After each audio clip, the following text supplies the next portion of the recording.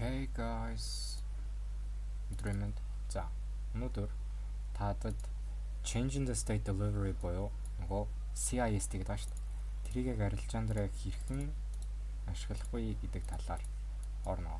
За changing the state delivery гэдэг нь болохоор ийм байгаа. За ер нь бол үндсэндээ CIST гэсэн терм байна да. Энийг болохоор change in the state of delivery. За энэ юу гэсэн утгатай вэ гэхээр нөгөө delivery хийн гэдэг байна шүү дээ. Market maker модель дээр жишээлбэл consolidation явж байгаад consolidation sell side гэдэг бидний smartphone reversal явагдаад за энэ уналтын хэсэг болохоор sell side delivery буюу нөгөө уналтын хөдөлгөөний delivery явагдаж байна гэж хардаг. Энэ тодорхой хэмжээний sell side liquidity цугларсан байгаа. Тухайн цугларсан liquidity-г ханш маань авах гэж үтгсэн байна. Энэ бол sell side delivery. За тэгвэл buy side delivery гэх юм бол эргээгээд smart money reversal явагдсны ардаас эдгээр үлдээсэн хаяад руугаа бид нар buy side delivery явж байна гэж ер нь бол мэргэжлийн хэллэгээрээ хэлнэ. Окей. За тэгвэл delivery гэдэг нь юм байна бол change in the state of delivery гэдэг нь гэсэн үг гэхээр яг энэ delivery-ийн sell талын хөдөлгөөнөөс buy програмлаа буюу өсөлтийн чиглэлийн хөдөлгөөн эхэлж авах хэсэг партыг бид нар change in the state delivery гэж нэрлэдэг. За тэгвэл яг энэ маань юу change in the state delivery гэж хэлээд байгаа юм бэ гэдгийг нарийн харах юм бол за хэвлээ 5 минутын ч гэдэг юм уу чарт руу ороод харъя л та. За нэг ямар ч хамаагүй market maker модель хэвлээ сонгоод авч харъя. За одоо жишээлбэл юу байчлах вэ?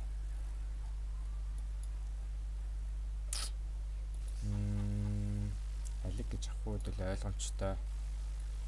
ойлгомжтой market maker модель. За энийг гэж харъя л та. Sell side delivery, buy side delivery гэж. За тэгээ энэ smart money reversal явагдаад ер нь бол buy side delivery эхэлсэн байна та. За энэ бол хангалттай liquidity хамаа дууссан гэж үзэх нэ. За окей. За тэгвэл энэ ч биднэрт change in the state delivery гэдгийг бид нар яаж мэдэх вэ? За change in the state delivery бол хамгийн сүүлд liquidity авсан zone буюу энэ log энэ харлаа маань жижигхэн нэг тикээр хамсан байгааг харж байгаа та. За энэ хамлалтын дараа liquidity sweep хийн гутаа үргэлжилсэн өсөлтийн хөдөлгөөн буюу уналт орж ирсэн энэ удаа харлаанууд байгаа шүү дээ. Яг эсрэг чиглэлийн лаануудыг биеийг нь биеэр эвдсэн хөдөлгөөнийг бид нэр change in the state delivery гэж нэрлэдэг. CIST. За тэгвэл энэ change in the state delivery биднэрт ямар хэрэгтэй юу гэх гээд байгаа юм гэхээр ердөөсөө sell програмаас buy програм руу орж байгаа нөгөө бидний market structure shift гэж ярьдаг хөдөлгөөн ба шүү дээ. Тэрний арай жоохон сол хэлбэр гэсэн. Change in the state delivery бүх цаг дээр явдаг байдаг. Хамгийн гол нь бид нэр ямар үед ашиглах вэ гэхээр арилжааны нөхцөл байдлын бүх процессыг биелсэн тохиолдолд гэсэн. Нэгдүгürt яваад биднэрт юу шаардлага байдаг вэ? Ойлгомжтой liquidity байх хэрэгтэй та. Buy side liquidity юм уу? Sell side liquidity. За хоёрдугаарт нь болохоор market maker buy модель үү sell модель үү гэдэг нь тодорхойлолтой.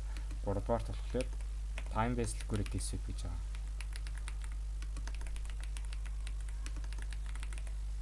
За тэгээд дөрөвдүгээрт нь болохоор энтрийн нөхцлүүдэд хайнтай хутлаа ярьж байгаа. PD array гэж байгаа шүү дээ. Нөгөө premium discount array. Энэ дотор маань болохоор том цагийн fair value gap юм уу, order block юм уу, indog энэ байгаа та. Окей, за эдгээр зоонууд дээр ханш маань ороод ирсэн. Time based liquidity-г sweep хийсэн. Ойлгомжтой market maker buy юм уу sell модель үүссэн. За тэгээ эсрэг чиглэлд бидний ашиг аваад гарах хэвээр тодорхой ойлгомжтой цэг байх хэвээр та. За эдгээр зүйлсүүд бэлэн болцсон байгаа тохиолдолд бүх зүйлс эдгээр чеклэгдсэний дараа. За энэ дээр хэдүүлээ чеклэгж байгаа харангууд том цагийн имбаланс гэх юм бол за хэдүүлээ нэг reply дарчил шууд энэ дээрээс reply дарчил. За тэгээ энийг магадгүй 4 цаг руу оруулаад харахад аимшигтай ойлгомжтой хөдөлгөөн өгч байгаа. Энэ юу вэ? BC юм да. Том цагийн имбаланс.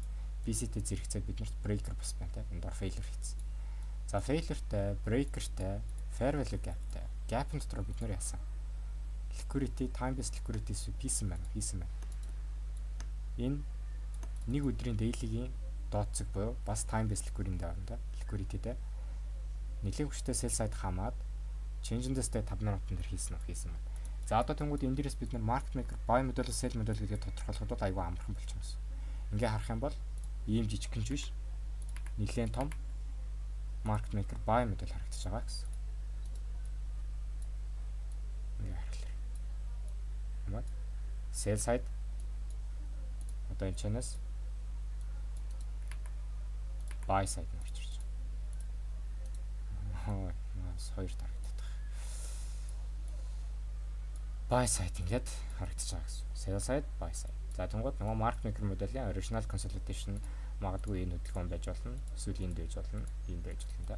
За тэгээд үндсэн 5 минут руугаа эргээд оруулангуудаа баг цаг дээр бид нарт яасан. Liquidity авлаа, change in the state delivery. Change in the state delivery-гээр бид нар алдах ганц хоёрхан шалтгаан байгаа нь болохоор бид нар ерөөсөө shift structure буюу энэ high оройг ерөөсөө shift хийхгүй байгаадагаас энд бид нэр жоох асуудалтай байдаг. Яагаад гэвэл энд бид нар change in the state үүсэж байна. Тэ?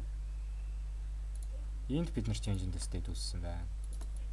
Тэгээ бодглохоор энэ дээр нэг фейлдсэн, энэ дээр нэг фейлдсэн, энэ дээр ингээд гурав дахь нь гэсэн үг. За яг энэ liquidity авахын өмнөхөн бас энэ change in the state үүссэн байдаг. Гэхдээ фейлдсэн тэ. Унаж орж ирээд лав авцсан. За тэгвэл яг энэ change in the state яг шаардлагатай юу гэхээр шаардлагатай үедээ шаардлагатай. Үнэхээр бидний нөхцөл байдлууд бүрдсэн зарим тохиолдолд нөгөө нэг shift явчаад бидний imbalance дээр эргэж ирэхгүй ч гэдэг юм уу fair value-га нөхөхгүйгээр breakaway gap үүсгээд тэр чигтээ өсөө явчихдаг шүү дээ. Тийм нөхцөл байдлуудын дээрээс л жоохон risk entry хийхин тулд ашигладаг нөхцөл гэсэн.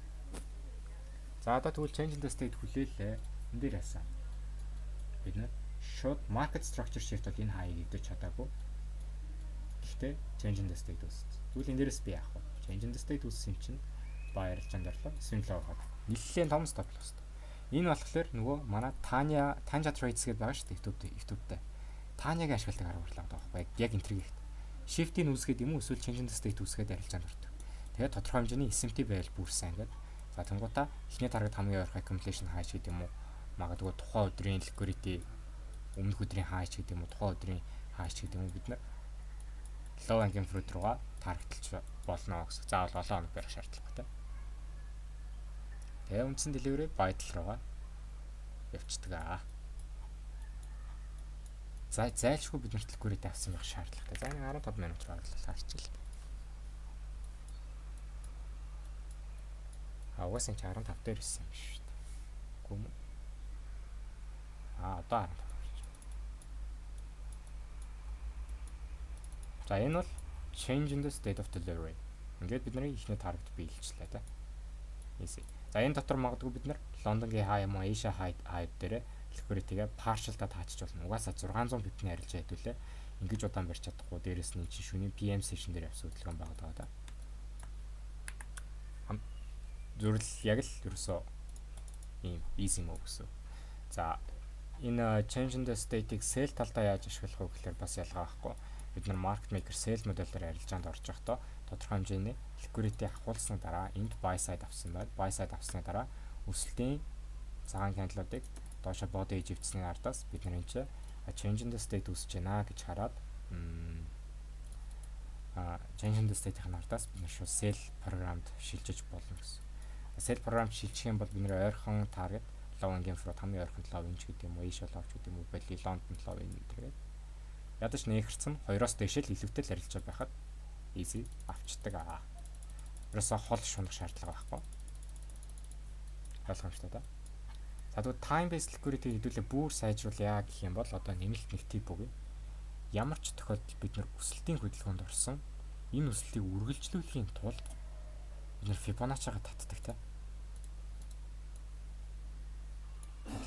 Fibonacci-га татаад premium discount буюу 50% equilibrium-аас доошоо аль болох оруулж ирж байтахыг боддог тийм. За тэгвэл энэ байтах байгаа хөдөлгөөн маань зайлшгүй орж ирэхдээ тодорхой хэмжээний liquidity хамсан байх шаардлагатай. Энэ хамсан хөдөлгөөнийг бид нар дараа нь энэ магадгүй 15 минутын хөдөлгөөн байлаа шүү дээ. Энийг магадгүй 1 минут руу оруулахад 1 минутын дээр ч гэсэн тодорхой хэмжээний consolidation явж хагаад энэ доор бид нарт manipulation орж ирэх хэрэгтэй. Энэ дээр бид нарт shift-тэй өсөлтийн хөдөлгөөн явуулахтай бүр баталгаатай гэвэл gap-ын дотроо дахиад нэг liquidity энд хамаад энтрийгээ бид нар энэ дээрээс хийх хэрэгтэй. Тэгжээж ер нь бол хамгийн төгс энтриг болно. Яг хөө бид нарт ийм нөхцөл байдал нь айгүй цөөхөн бүрдэн эсвэл та тийм зарим нь жоохон төвчээргүй байдлаасаа болоод тэ хүлээлтгүй gap дээрээс орч чадахгүй алдаад байгаа хүмүүс байвал яг энэ change in the state delivery-г шиглаад нэг shift хийж авах үед нь том stop loss-тай бага TP-тэй яг бага TP-тэй жоохон бага risk reward-тай арилжаануудад ороод иж болно. Хамгийн гол нь нэг арилжаанд орохдоо рискээ яаж тооцоолж чинь тэрэн дээр анхаарлаа амарсан хандуулах хэрэгтэй шүү сагаас. За. Goodbye.